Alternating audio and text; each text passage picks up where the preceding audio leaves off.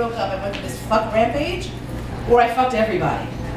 I fucked guys in bars, like night after night after night, and I kind of made a point of making sure I came into work every Monday morning with a new story of some sort of really sick debauchery to amuse my coworkers who were mostly suburban ladies from Simi Valley, California. You know, yay, Simi Valley. You're never going to get a shout out for Simi Valley. It's just never gonna happen. So at one point I had decided, you know what, I'm tired of being such a whore. I'm going to take personal responsibility for myself and I'm going to be a more upstanding citizen and stop just jumping on every dig in sight. I know. So then my friend Lori, who was a rocket scientist, and I mean that literally, she was a rocket scientist, said, you need to hang out with the girls more. And I said, okay. So suddenly I found myself vagina deep in a pack of wild dykes. Yeah. Who then started taking me out to shit. You have not lived until you have been the tallest bitch at an Ani DeFranco concert. Like, I was like, yes, I have a commanding view. Oh, excuse me. Sorry. It's like putting my boobs accidentally on women's heads, and it was not consensual, but it was really odd for me. So at one point, I was bitching and complaining that my newfound celibacy was sort of wearing thin, but I didn't want to go back and just boning everybody. So my friend Lori, because she's a rocket scientist, and they're smart, said, you should fuck a girl. And I was like, yeah, it's been a while, I should fuck a girl. Where am I going to find a girl to fuck? She said, you should fuck my friend Cassasia. I was like, your friend what? Cassasia? Okay, fine. So apparently, this was something that Cassasia did as outreach to bisexual women. She would happily and gladly fuck you. And I was like, okay, well that's super cool. I had never been set up to fuck.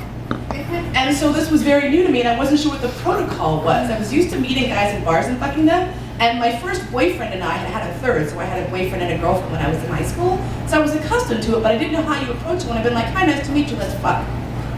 I've since overcome that, thank you. So the first night we had this cookout and there were all these wild dykes running around, literally topless, around a bonfire, leaping over the flames, and I'm like, this is so cliche and awesome. And I wanted doing this like writhing, half-naked belly dance with this chick to Lorena McKennitt.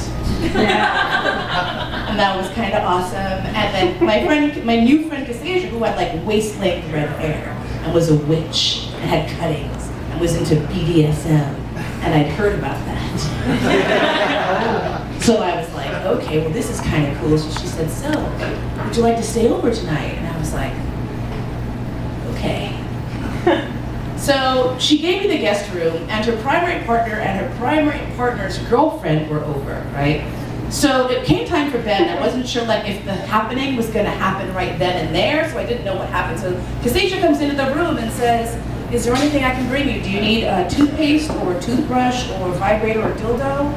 Or some lube? And I was like, I have never had anyone at a sleepover offer me a vibrator and lube. So I'm laying there, we're talking, we're hanging out. I'm really awkward because I'm not sure if I should make the first move. And I'm like, well, does she know we're supposed to fuck? Like, was this just my friend Lori's crazy idea? I don't know what's gonna happen. I'm saying this all of a sudden, she's like, oh, she's on my face. Okay, this is really hot. This is really cool, this is really awesome. All right, cool. And she whips off her shirt and she opens up the window and she's like, I wanna make love to you under this full moon.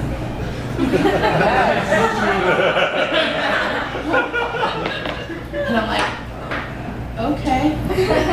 Now, mind you, I'm from New York where you don't leave the windows open while you're fucking.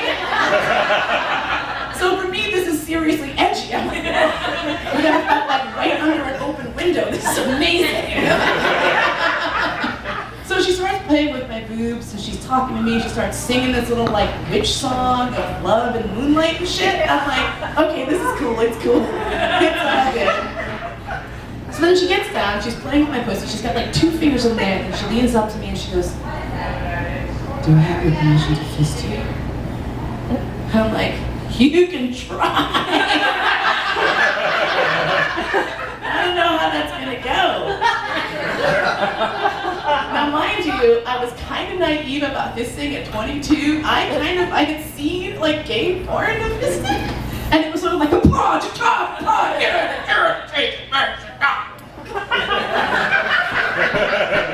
I was not prepared for my cervix to have like a said, I've never been fisted, so please let me know what's about to happen. So she was really kind and really patient. I was down there and she's got my pussy and it feels really good, and I got my fingers in her cunt and she's got her fingers in my mouth and we're sweaty and tangled, and all of a sudden I'm just like, oh wow, there's a lot of fingers in there right then. Holy crap, this is kind of amazing, but kind of whatever. And she's like, how are you doing? I'm like, she's like, okay, great. So we're fucking around for like, I don't even know how many hours, and I like was squirting juice all over the bed. And then, you know, you get that moment where you're just like, oh my god, I'm so sorry, I'm sorry. She's like, no, baby, it's awesome. It's beautiful. It's beautiful. And I'm just like, wow, lesbians are awesome. So she keeps going, and she's got like her G-spot and the squirting and the thing, and I'm screaming and screaming. I was like, oh my god, like super hot, and I finally come. She's got most of her hand in there, but not quite all of it. And I'm laying there like rolling back and forth on the bed, covered in sweat. I'm just like, wow, oh my god, I really have like spots in front of my eyes. And I look up, and there is her partner and her partner's partner with water and towels, ready to help. And I'm like, what the fuck universe is this? I'm running with the wild lesbians every day. Can I have a snack? And they're like, what would you like? I'm like, I would like some toast. And so I had the 7-grain quinoa bread with wheat berries and shit, and like organic peanut butter that they had like stomped themselves.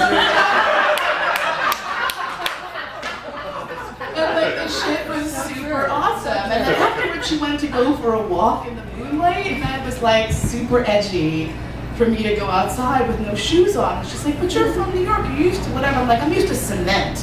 I don't trust dirt. What's under there? You don't know. But I was like, fuck it. I just squirted pussy juice all over this nice lady's bed. I'm gonna go walk in the goddamn woods at night in the moon. And so I did. And I laid out on a rock, and apparently I discovered that if you bathe your pussy in moonlight, it's good luck. That was fantastic. Yes, I was like, yeah, I've totally done that. So we got back to the house after this lovely moonlight walk and laid back down, and then there was some discussion about who was going to sleep where. And this time when she offered me the vibrator on the way to bed, I said yes. Thank you. I would love to have that.